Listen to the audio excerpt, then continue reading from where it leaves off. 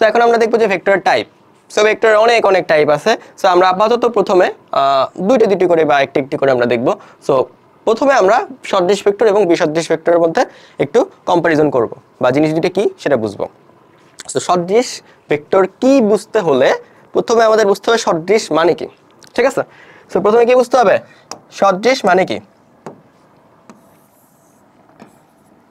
Suppose আমরা দুইটা চিত্র আঁকি, এটা একটা চিত্র, দেন এটা একটা চিত্র। তো এখন বলো, এই যে দুইটা জিনিস এটা দেখতে একই রকম না? একটা ছোট আর একটা বড়, দেখতে তো একই রকম, তাই না? বা ধরো যে কোণগুলো, মাঝের যে কোণগুলো সেগুলো সেম টু সেম, তাই না? বা তুমি ধরো যে নর্মাল একটা বাস্তব উদাহরণের কথা চিন্তা করো যে তোমার একটা ফটো পাসপোর্ট সাইজের ফটো, একটা হচ্ছে স্ট্যাম্প সাইজের ফটো, এটা কি দেখতে সেম সেম না? নাকি একটা তোমার মতো লাগবে আর একটা তোমার সাপোজ ভাইয়ের মতো লাগবে? এটা তো পসিবল না, তাই না? যে দুইটা জিনিস তো একজনেরই ছবি, হয়তো একটা ছোট আর একটা বড়, কিন্তু দেখতে তো সেম সেম। সো এই ঘটনাটাকে বলা হচ্ছে সদৃশ। ওকে, এটুকু ক্লিয়ার? সো এখন আমরা অনেক বাচ্চাকালে আমরা পড়ছি সদৃশ কোণী ত্রিভুজ। সাপোজ আচ্ছা, এটা আমাদের একটা ত্রিভুজ, দেন এইটা আমাদের একটা ত্রিভুজ, দুইটা ত্রিভুজ আছে, তাই না? সো আমরা এই দুইটা ত্রিভুজকে দেখতাম প্রথমে যে আসলে কোনগুলো আমার সেম সেম কিনা, তারপর আমরা বলতাম যে আসলে ত্রিভুজ দুটো সদৃশ কোণী। সো এই ব্যাপারটা একটু বুঝি। ত্রিভুজ সদৃশ হওয়ার জন্য বিভিন্ন শর্ত ছিল, আমরা পড়ছিলাম যে আসলে কোনগুলা সমান সমান হওয়া লাগে অথবা বাহুর অনুপাত সেম থাকা লাগে। কিন্তু বাস্তবে সদৃশ মানে কি? সদৃশ মানে এরা দুজন দেখতে কি একই? সো তোমাদের কি মনে হয় এরা দুজন দেখতে এক না? সো এই ধরো এই যে ত্রিভুজটা, এটাকে তুমি যদি বড় করো, সেই দেখো একটা আরেকটার উপর পরিপাতিত হচ্ছে, তার মানে একটা একটু ছোট দেখতে আর একটা একটু বড় দেখতে, কিন্তু জিনিস কিন্তু একই। তার মানে সদৃশ মানে আমরা বুঝতে পারছি যে আসলে দেখতে এক হইলেই হবে, আর ছোট বড় ম্যাটার করতেছে না। সো সদৃশ ভেক্টরের ক্ষেত্রেও সেম কনসেপ্ট ইউজ হবে। ওকে,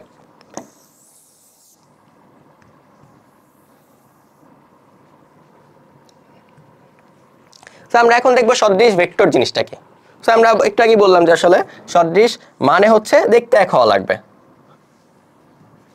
সো এই ধরো একটা ভেক্টর, এই ধরো একটা ভেক্টর, এটা কি দেখতে সেম না? দেখতে সেম।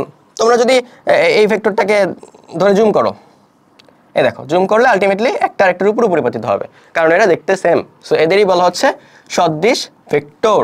অর্থাৎ যদি দুইটা ভেক্টর দেখতে সেম হয়, দেখতে সেম কখন হয়? যদি তাদের ডাইরেকশন এক হয়, তবে তারা সদৃশ ভেক্টর। ওকে, ঠিক আছে, আমরা একটু পয়েন্ট আউট করি, তাহলে জিনিসটা একটু বেটার ভাবে বুঝবা তোমরা।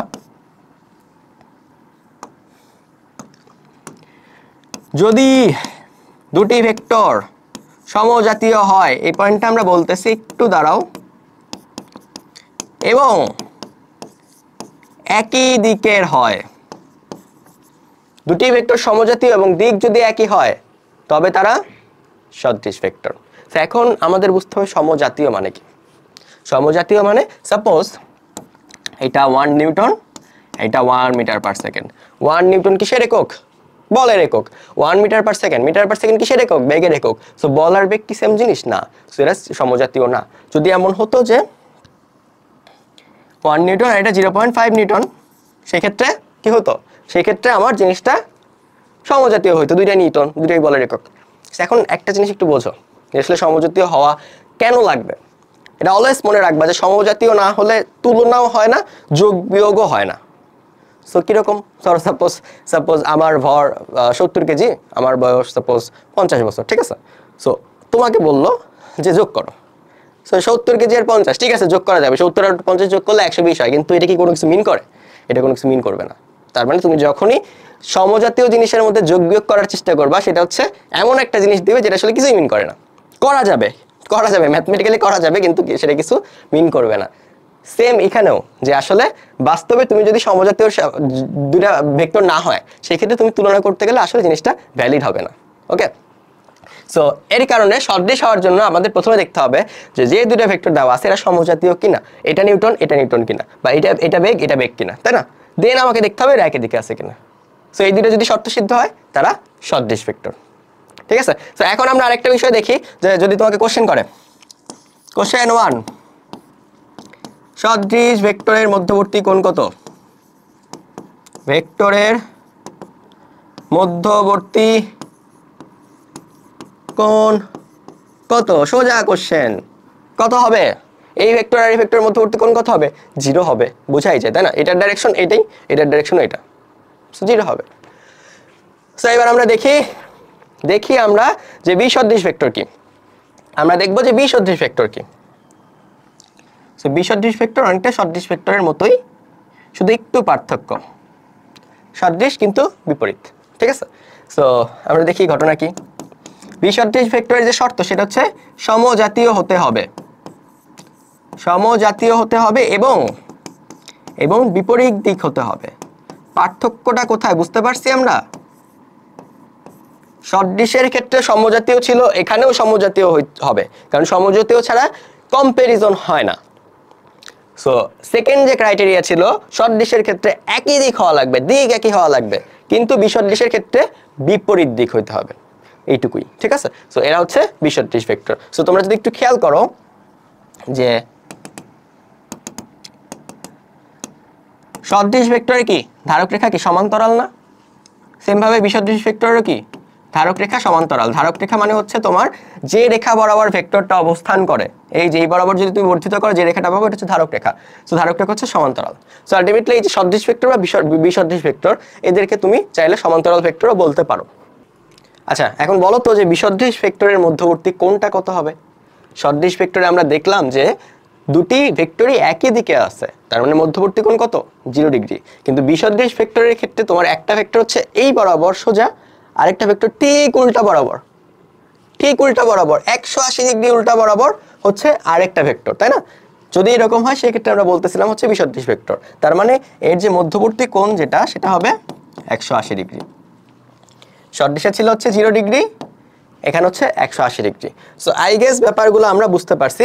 সো এখন আমরা আরেকটা ছোট্ট অবজারভেশন দেখি। সো আমরা যদি খেয়াল করি, এই যে ভেক্টর চারটা আঁকলাম, চারটা ভেক্টরই কিন্তু পরস্পর সদৃশ, কারণ চারটা ভেক্টরই ডাইরেকশন এক, ঠিক আছে, এবং সমজাতীয়। এবার যদি আমরা এখানে দুটি ভেক্টর আঁকি, সেক্ষেত্রে দেখো যে এরা এরা এরা এরা কিন্তু বিসদৃশ, ঠিক আছে, কিন্তু কিন্তু তোমার তুমি যদি নিচের ভেক্টরগুলো দেখো, এরা কিন্তু আবার সদৃশ, ঠিক আছে। তার মানে এই ভেক্টরের বিসদৃশ ভেক্টর যেটা, তার সাথে যারা সদৃশ তাদের সাথে আবার এটা বিসদৃশ, ঠিক আছে। খুবই কমপ্লেক্স একটা ব্যাপার। সো এই জায়গাটা একটু খেয়াল রাখতে হবে, এবং আমরা একটা ম্যাথমেটিক্সের মাধ্যমে এটা দেখি যে আসলে ঘটনাটা কি ঘটতে পারে। এখানে ধরে নিলাম এটা একটা ভেক্টর, দেন এটা একটা ভেক্টর। সো এই ভেক্টরটা আমরা ধরলাম 1 নিউটন, এবং এই ভেক্টরটা ধরলাম 1 মিটার পার সেকেন্ড। এখন বলো বলো এরা কি সদৃশ নাকি বিসদৃশ? এরা সদৃশ নাকি বিসদৃশ? সো আমরা দেখতেছি যে একটা ভেক্টর আছে, ঠিক এর বিপরীত মুখে আরেকটা ভেক্টর আছে, তার মানে তো এটা এই যে বিপরীত দিকে এই শর্ত সিদ্ধ করছে, তার মানে এরা কি বিসদৃশ হওয়ার কথা। কিন্তু প্রথম যে শর্তটা আছে সমজাতীয়, সেটা কি সিদ্ধ করছে? করে নাই, কারণ এটা হচ্ছে নিউটন আর এটা হচ্ছে মিটার পার সেকেন্ড। তার মানে এটা বিসদৃশ হবে না, সদৃশ হবে না। যদি এমন হতো,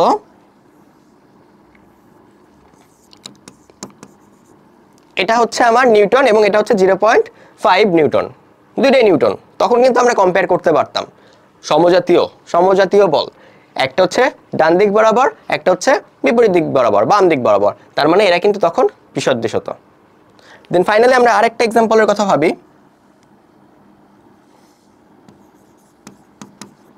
একটা হচ্ছে আমার 1 metre per second vector 1 metre per second বেগ নির্দেশ করতেছে, আরেকটা হচ্ছে 50 সেন্টিমিটার পার সেকেন্ড।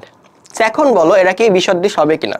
সো এখানে আমরা অনেকে গোলায় যাইতে পারি যে উপরের ভেক্টরটা তো মিটার পার সেকেন্ড, নিচের ভেক্টরটা তো সেন্টিমিটার পার সেকেন্ড, তার মানে তো সমজাতীয় না।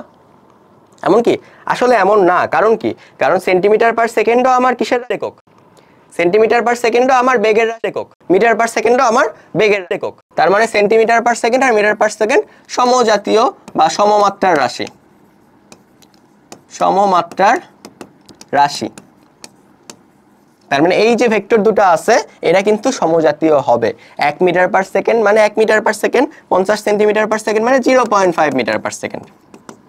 সো সো এইবার ক্যালকুলেট করো যে একটা ডাইরেকশন হচ্ছে ডান দিকে, একটা ডাইরেকশন হচ্ছে বাম দিকে, সো বিপরীতমুখী, এই শর্ত সিদ্ধ হয়েছে। এরা কি সমজাতীয়? উপরেরটাও মিটার পার সেকেন্ড, এটাও মিটার পার সেকেন্ড, এরা সমজাতীয়ও আছে। তার মানে এই যে ভেক্টর দুটো আছে এরা পরস্পর বিসদৃশ হবে।